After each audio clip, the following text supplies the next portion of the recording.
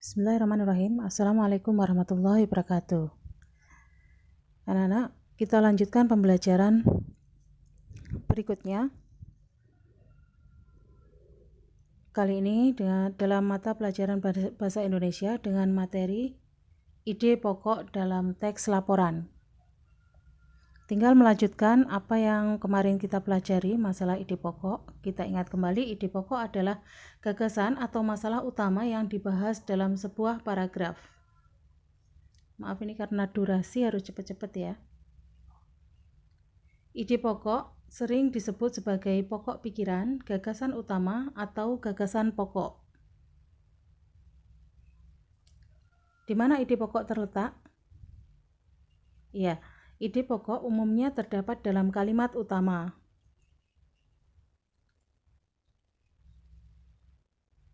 Kita dapat menemukan ide pokok dengan mudah apabila kita memegang teks laporannya seperti kemarin. Lalu bagaimana apabila kita mendengarkan saja secara lisan laporan yang dibacakan oleh orang lain? Nah, caranya adalah saat mendengarkan laporan lisan, dengarkanlah dengan seksama agar kamu dapat menemukan ide pokok dan isi laporan dengan jelas. Nah, sekarang saya akan coba untuk membacakan beberapa teks laporan yang ada di buku kalian. Yang pertama kita mulai di halaman 32 karena di sini adalah materinya mendengarkan.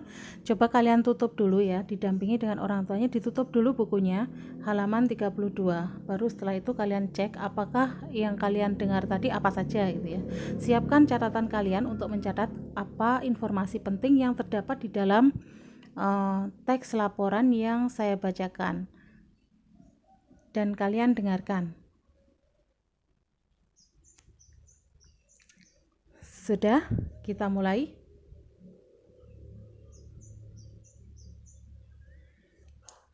Teks pertama, kura-kura Galapagos. Kura-kura Galapagos merupakan jenis kura-kura yang dapat terbilang besar. Panjang tubuh kura-kura Galapagos dapat mencapai 1,87 meter dengan berat sekitar 317 km. Kura-kura ini memiliki leher panjang. Kura-kura Galapagos merupakan hewan herbivore, yaitu hewan pemakan tumbuhan. Kura-kura Galapagos adalah salah satu hewan yang dilindungi. Nah, itu adalah teks pertama yang saya bacakan. Silakan ditulis informasi penting apa yang terdapat dalam teks yang kalian dengarkan. Teks kedua, landak. Landak tidak dilahirkan dengan duri-duri tajam. Bayi landak yang baru lahir memiliki duri lunak yang berkilat. Setelah beberapa minggu, duri-duri lunak tersebut akan menebal dan mengeras sehingga menjadi duri-duri tajam. Landak merupakan hewan yang mungil. Ukuran landak dewasa hanya sepanjang 63-80 cm. Landak memiliki gigi-gigi yang kuat untuk mengunyah tumbuhan keras serta kuku yang panjang untuk mengupas kulit dan memanjat pohon. Landak memiliki duri-duri tajam berguna untuk mempertahankan diri mereka dari serangan pemangsa. Saat diserang, landak akan menegangkan duri-durinya dan menggulungkan tubuhnya. Landak sangat menyukai kulit kayu. Mereka sering merusak pohon-pohon di hutan untuk memenuhi kebutuhan makanannya. Keberadaan landak di hutan sangat penting karena landak merupakan makanan bagi hewan-hewan karnivor seperti harimau. Adanya landak di hutan adalah penanda bahwa kehidupan fauna liar dalam keadaan stabil.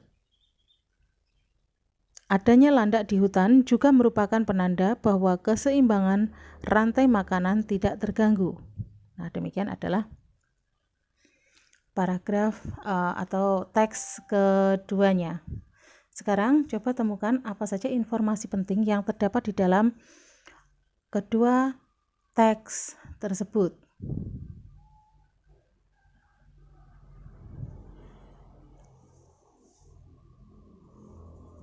Ya, setelah kalian dengarkan dengan seksama, maka kalian dapat menemukan informasi penting seperti berikut ini. Misalnya judul dan ide pokoknya ya. Untuk teks pertama, judulnya adalah Kura-kura Galapagos. Lalu ide pokoknya adalah ciri-ciri kura-kura Galapagos, karena tadi seluruh teksnya menyebutkan tentang ciri-ciri fisik dari kura-kura Galapagos. Kemudian untuk teks yang kedua, judulnya adalah Landak, dan ide pokok paragraf yang pertama adalah, atau informasi pentingnya, yang pertama tadi ciri-ciri landak. Kemudian cara landak mempertahankan diri, kemudian manfaat keberadaan landak, dan apabila kita buat bagan ide pokok atau peta pikiran, maka judulnya kita letakkan di tengah, landak. Kemudian ciri-ciri landak sebagai ide pokok paragraf pertama. Kemudian cara landak mempertahankan diri, ide pokok paragraf kedua. Dan yang terakhir adalah manfaat keberadaan landak, ide pokok paragraf ketiga. Ini adalah cara membuat bagan ide pokok seperti kemarin yang sudah kita lakukan ya. Kita lanjutkan.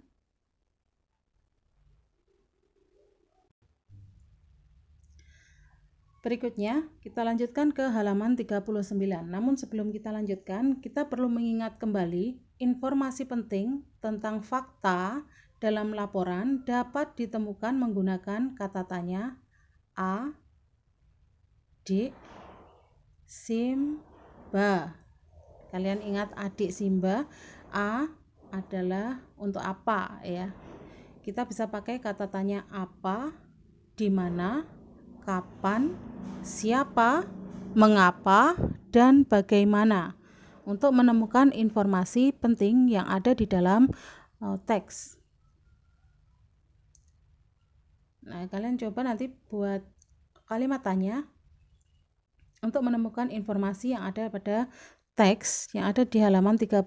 Namun sebelumnya masih mendengarkan, jadi halaman 39 ditutup dulu. Setelahnya bisa cek apa yang kalian dengar tadi dan siapkan alat tulisnya untuk mencatat informasi pentingnya.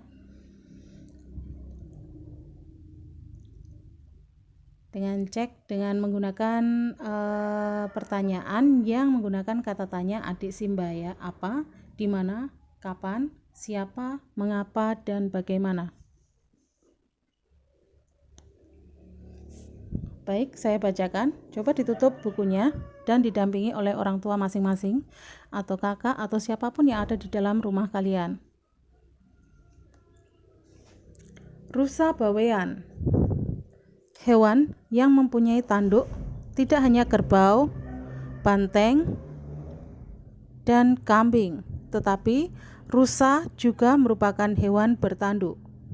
Rusa bawean jantan dewasa, rusa bawean jantan dewasa mempunyai sepasang tanduk bercabang 3.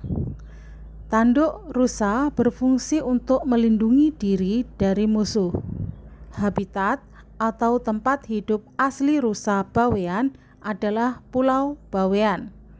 Pulau Bawean itu di sebelah utaranya Madura ya, jadi ada di Laut Jawa bagian utara. Kemudian saya lanjutkan. Makanan rusa berupa buah, dedaunan, ranting, kulit kayu, dan pucuk-pucuk semak pohon muda. Rusa hidup berkelompok menjadi keluarga dengan rusa betina. Rusa betina sebagai pusatnya. Jadi dalam satu keluarga itu kemana arah rusa betina, di situ adalah pusatnya. Sedangkan rusa jantan biasanya berjalan sendiri. Rusa jantan ikut berkelompok jika hendak bermigrasi. Kegiatan hidup rusa bawean terutama berlangsung pada malam hari atau bersifat nokturnal. Jadi nokturnal itu adalah binatang yang melakukan kegiatan di malam hari.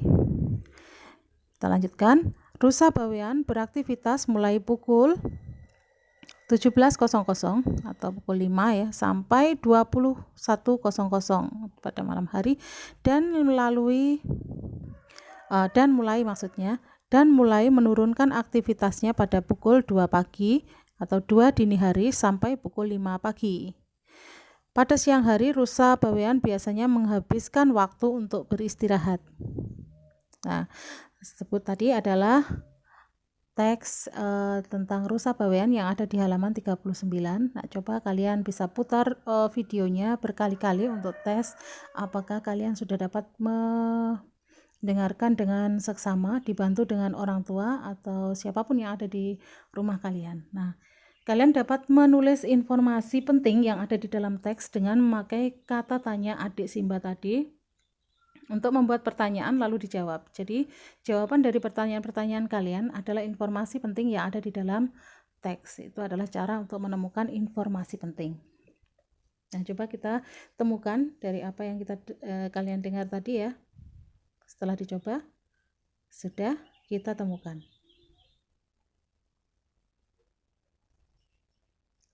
Ciri-ciri rusa bawean. Kemudian tanduk rusa berfungsi untuk melindungi diri. Habitat asli rusa bawean. Rusa jantan ikut berkelompok jika hendak bermigrasi. Dan rusa bawean termasuk hewan nokturnal. Kalian boleh temukan informasi penting yang berbeda nanti ditunjukkan di aplikasi Schoology atau langsung WA saja ya. Kalau WA enggak muat nanti bisa di Schoology untuk saya koreksi. Nah, berikut ini adalah saya tampilkan gambar rusa bawean seperti itu, atau kalian bisa browsing sendiri ya. Nah, ini adalah Pulau Bawean yang terletak di sebelah utaranya Pulau Jawa, Pulau Madura. Jadi di bagian utara Laut Jawa ya. Nah, di situ.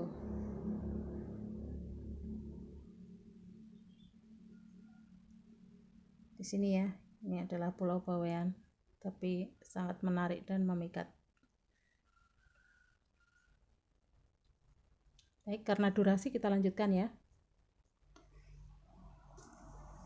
Nah, dari informasi-informasi penting tadi, apabila kita buat ke dalam bentuk peta pikiran, maka berdasarkan ide pokoknya tadi ya, kita buat peta pikiran, maka bentuknya seperti ini.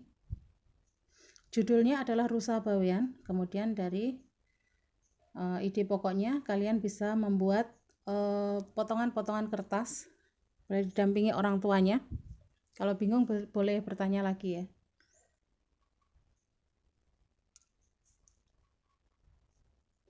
Ide pokoknya dimasukkan saja ke dalam potongan-potongan kertas, kemudian ditempel.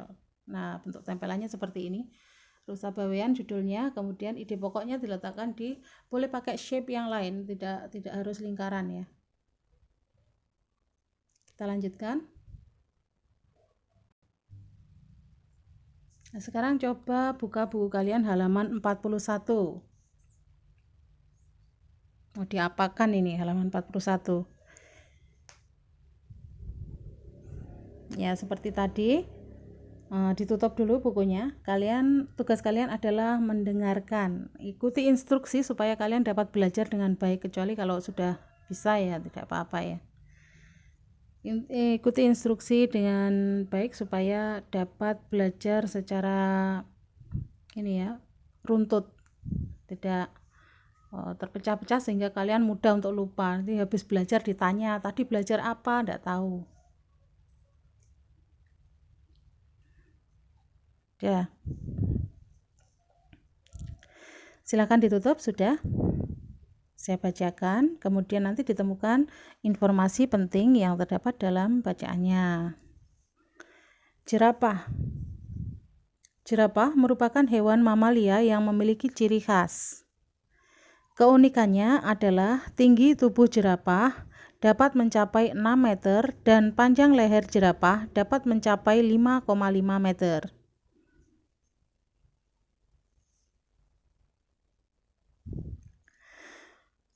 Umumnya, tubuh jerapah jantan lebih tinggi dan lebih berat dari jerapah betina. Meskipun mempunyai tubuh yang tinggi dan besar, jerapah dapat berlari dengan cepat. Makanan jerapah berupa dedaunan dan tinggal di padang rumput yang luas dan terbuka. Jerapah hidup bersama dalam kelompok. Dalam satu kelompok biasanya terdapat 10 jerapah. Nah, kelompok tersebut biasanya tidak memiliki pemimpin, sehingga seekor jerapah dapat meninggalkan kelompoknya dan bergabung dengan kelompok jerapah yang lain. Jerapah berkembang biak dengan cara melahirkan. Jerapah memiliki masa hamil yang cukup lama, yaitu 15 bulan. Seperti kita tahu, 1 tahun itu ada 12 bulan, ini berarti 1 tahun lebih 3 bulan ya. Induk jerapah biasanya menjauh dari kawanannya ketika akan melahirkan. Setelah lahir, induk jerapah akan mengasuh anak jerapah dan melindunginya dari hewan pemangsa.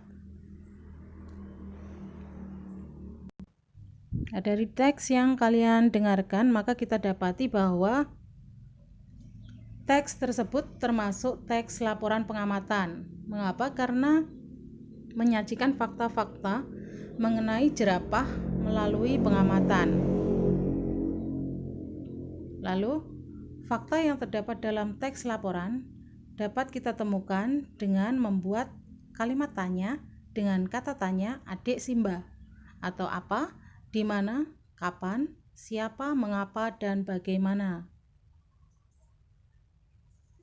Untuk A, apa ciri khas jerapah? Ini contoh kalimat tanya saja ya, kalian boleh buat yang lain. Apa ciri khas jerapah? Dan dijawab ya, ciri khasnya seperti tadi. Lalu, di mana jerapah dapat tinggal? Kemudian, kapankah induk jerapah melahirkan anaknya? Selanjutnya, C, siapa yang mengasuh ini maksudnya ya, siapa yang mengasuh anak jerapah setelah lahir? Kemudian, mengapa seekor jerapah dapat meninggalkan kelompoknya? Yang terakhir, bagaimana cara jerapah berkembang biak? Nah, itu tadi adalah cara menemukan informasi penting di dalam teks. Kelihatannya mudah, tetapi apabila dipraktekkan pasti ada beberapa kendala seperti biasa ya, masih ada yang salah, masih ada yang harus dibenahi. Nah, coba nanti kalian coba sendiri, diulangi. Silahkan kalian mencoba untuk mengerjakan latihan pada buku paket kalian tadi sesuai yang kita baca, halaman 32, 39, dan 41. Saya ulangi, ikuti secara berurutan cara belajarnya, jangan terpecah-pecah supaya kalian tidak melupakan begitu saja apa yang kalian pelajari hari ini. Jangan sampai ditanya ibunya, tadi belajar apa? Mbuh raro, tidak tahu. Jangan seperti itu ya. Setelah selesai, kalian bisa mengirimkan hasil pekerjaan kalian dengan memfoto hasil kerja kalian dan upload di aplikasi Schoology supaya saya dapat mengoreksi setelahnya ya. Kalau di bukunya saja nanti lama koreksinya. Bu ini tidak tahu apakah sudah betul atau belum. Jadi kalau belum betul nanti saya beri versi koreksinya. Nah, sekian. Selamat mencoba. Wassalamualaikum warahmatullahi wabarakatuh.